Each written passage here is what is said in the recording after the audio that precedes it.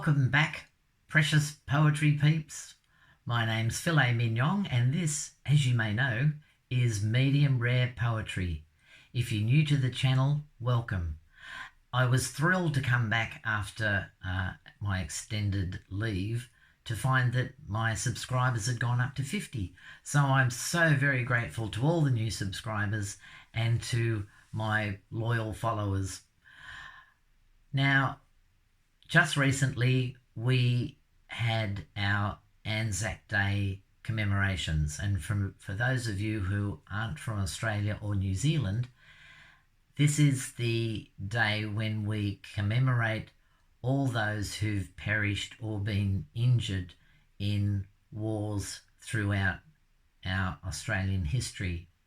It's called ANZAC Day because ANZAC, ANZAC, stands for the Australian New Zealand Army Corps. And this poem, ANZAC Day 2024, reflects on how this Army Corps came to be in World War I in 1915, where they formed the ANZAC group and trained in the Sahara Desert until such time it was to go off to the Dardanelles to fight the Turks. And we were under British leadership, and they basically put us in the wrong spot, and it was a disaster.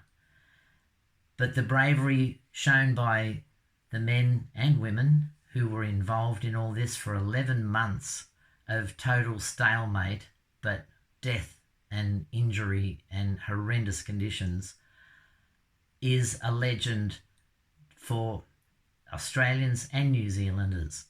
So this poem commemorates the marriage of the ANZAC group. ANZAC Day 2024 by Filet Mignon. We married in North Africa, preparing for the breach. Saharan sands familiar, just a giant Bondi beach. With everything in common, for we shared the southern skies. We loved to go out shearing, and we idolised meat pies. Surrounded by vast oceans, we were islanders by name, and when it came to language, our lads mostly spoke the same. Blind loyalty to empire, volunteered to fight their war. The British didn't understand that courage was our core. We formed the perfect marriage, we were rivals and best mates. With cricket tests and rugby, we had learned from our mistakes.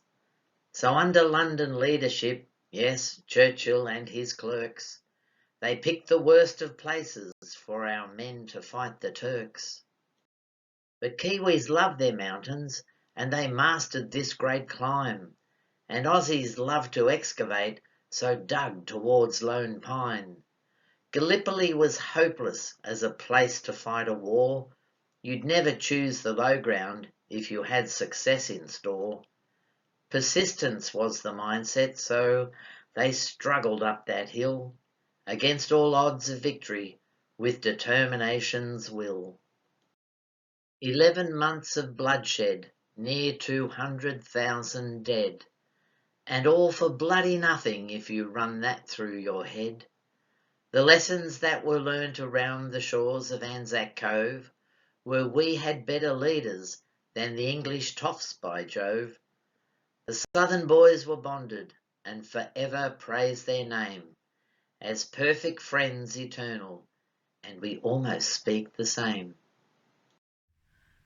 The 25th of April every year is when we commemorate ANZAC Day, and it's a day of deep emotion and sorrow and reflection, but also a day of incredible pride at what our military personnel have gone through to give us the wonderful life that we all enjoy to this very day here in Australia and New Zealand. So I sent this poem to a couple of New Zealand comrades, and they were moved by it. So I was quite thrilled that I could share their emotion. Anyway, that's it for today. I hope you enjoyed the poem, if that's the right word, and I'll see you next time. Bye bye for now.